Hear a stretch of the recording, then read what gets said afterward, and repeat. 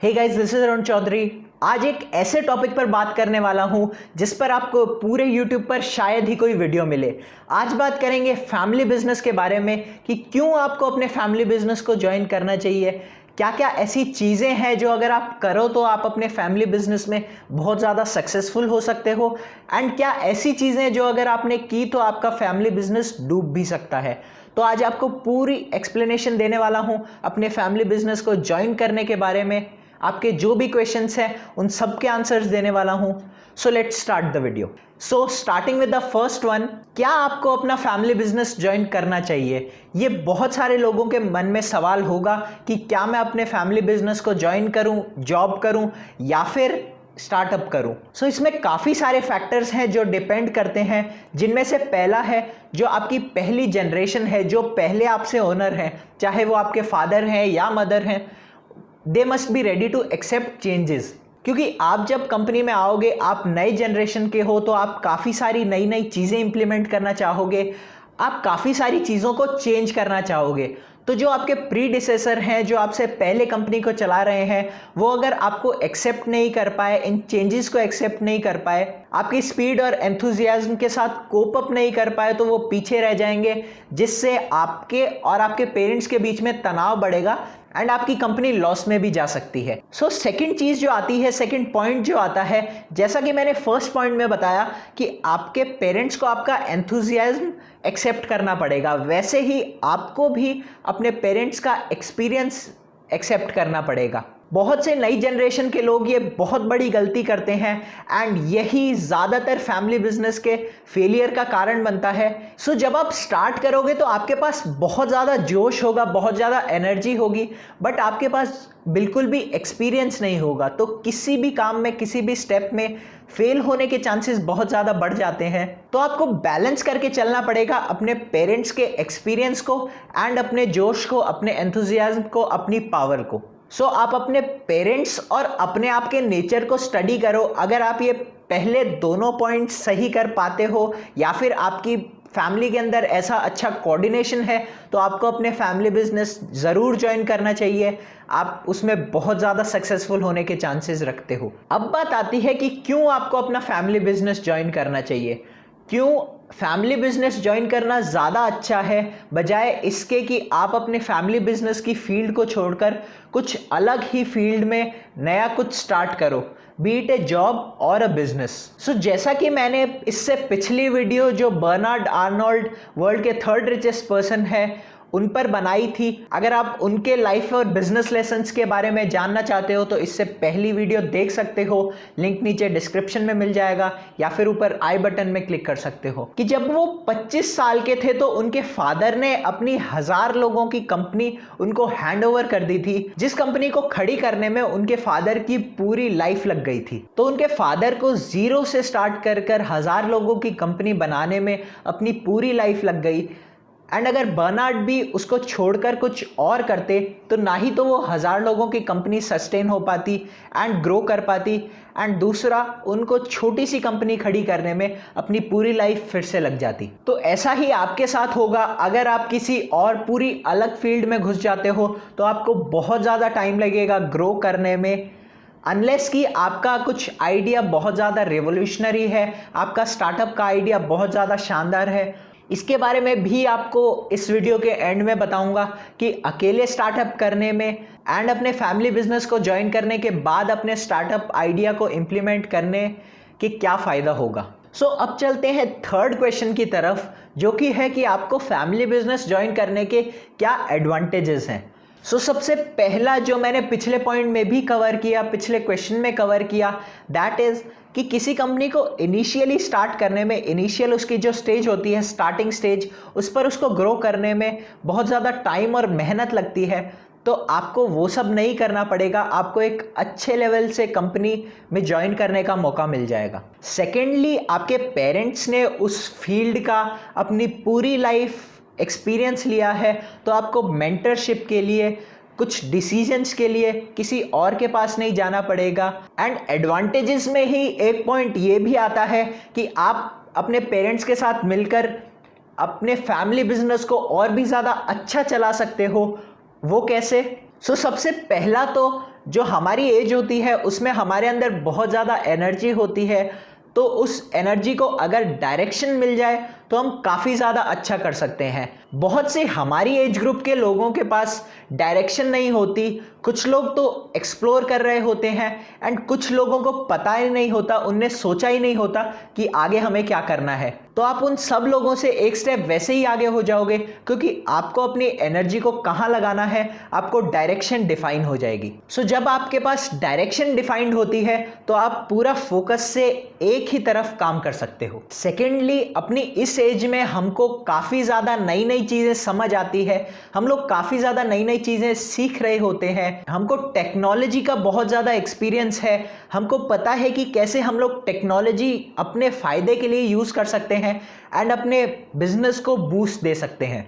And on the other hand, हमारे parents कुछ time बाद स्टेबल हो जाते हैं, जिससे हमारी ग्रोथ या तो स्लो हो जाती है, कंपनी की ग्रोथ या तो स्लो हो जाती है या फिर रुक जाती है। तो आप नई जनरेशन के स्किल्स, ट्रिक्स, इनोवेशन को पुरानी जनरेशन के एक्सपीरियंस के साथ कंबाइन करके एक बहुत ज़्यादा अच्छे पेस पर कंपनी को चला सकते हो एंड ग्रो कर सकते हो। अब क्वेश्चन आता है कि किस एज में जाकर हमको अपने फैमिली बिजनेस को ज्वाइन करना चाहिए।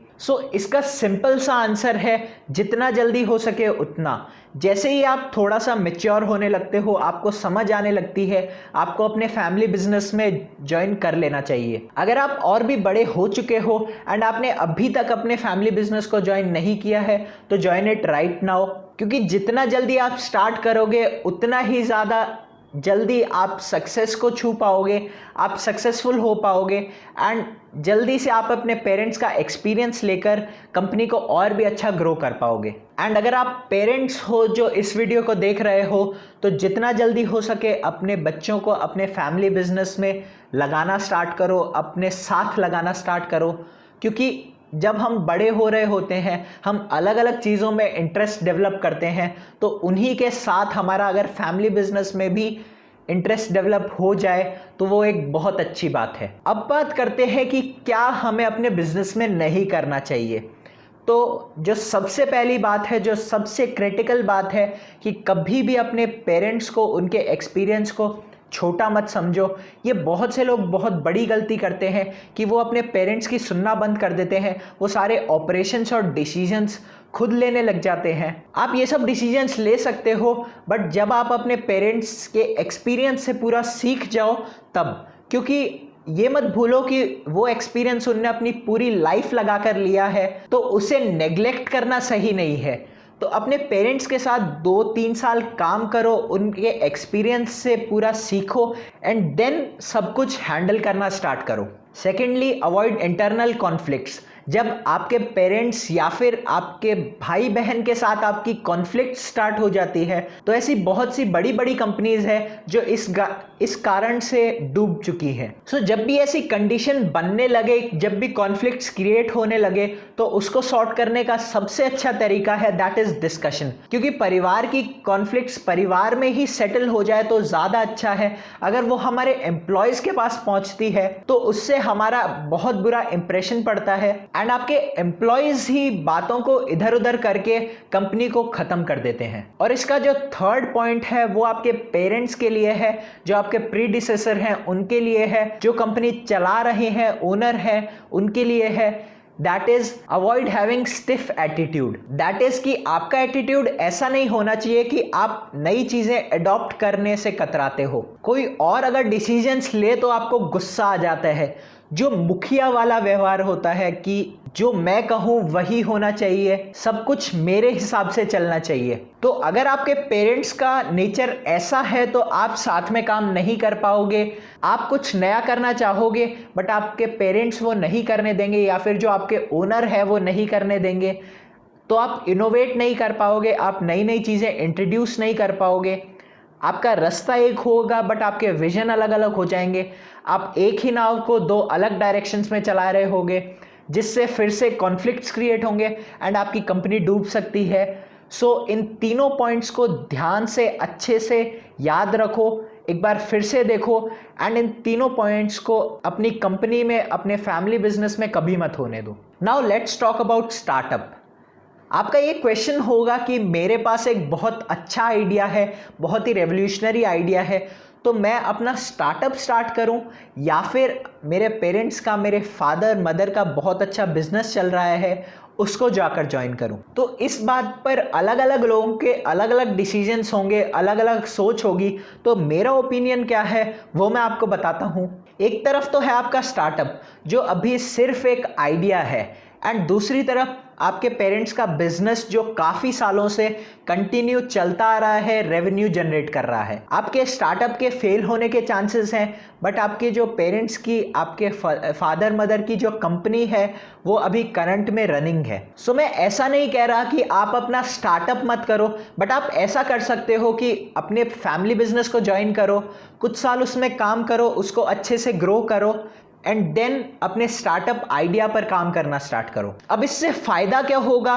जो सबसे पहला फायदा आपको होगा कि आपको फंडिंग की चिंता नहीं करनी पड़ेगी। आपको फंडिंग के लिए इधर उधर नहीं जाना पड़ेगा। आपके पास जो कंपनी पहले से चल रही है वो जब प्रॉफिट्स जनरेट करने लगेगी तो आप अपने प्रॉफिट्स को उठाकर अपने स्टार्टअप आइडिया में डाल सकते हो एज अ फंड। दूसरा जो है, इनिशियली जब आप कंपनी स्टार्ट करते हो, स्टार्टअप करते हो, तो सारी चीज़ें आपको खुद को ही करनी पड़ती है, चाहे वो मार्केटिंग है, मार्केट रिसर्च है, प्रोडक्ट डेवलपमेंट है, टेस्टिंग है, सारे ऑपरेशंस है, एंड और भी बहुत सारी चीज़ें। बट अब जब आपने अपने फैमिली बिजनेस को ज्वाइन करके ग्रो कर लिया है तो आप अपने फैमिली बिजनेस में से कुछ लोग उठाकर अपने स्टार्टअप के लिए टीम्स बना सकते हो अलग अलग सेक्टर्स की, जिससे आपके सारे काम एफिशिएंटली होंगे एंड आप अपने स्टार्टअप आइडिया को अच्छे से इजीली इंप्लीमेंट कर पाओगे। एंड थर्ड इज, जब आप कुछ साल अपनी कंपनी में काम कर लोगे तो आपको काफ़ी ज़्यादा एक्सपीरियंस हो जाएगा, आप मार्केट को जानने लग जाओगे, आपको लोगों को हायर करना आ जाएगा, आपको मार्केट रिसर्च में मार्केटिंग की ट्रिक्स पता लग जाएगी। सो जब आप अपने स्टार्टअप आइडिया को इम्प्लीमेंट करोगे तो सब कुछ बहुत स्मूथली हो जाएगा, बहुत इजीली हो जाएगा, एंड आप अपनी कंपनी को बहुत फास्ट ग्रो कर पाओगे। एंड जब आपने अपनी कंपनी में इतने साल काम कर लिया होगा तो आपको नई अपॉर्चुनिटीज़ का भी पता लगेगा जिन पर आप काम कर सकते हो, जिन प्रॉब्लम्स को आप सॉल्व कर सकते हो सोसाइटी में। That's it for today. जैसा कि मैंने लास्ट पॉइंट में अपॉर्चुनिटी की बात की, तो जो नेक्स्ट वीडियो मैं आपको रेकमेंड करना चाहूँगा दैट इज़ ये।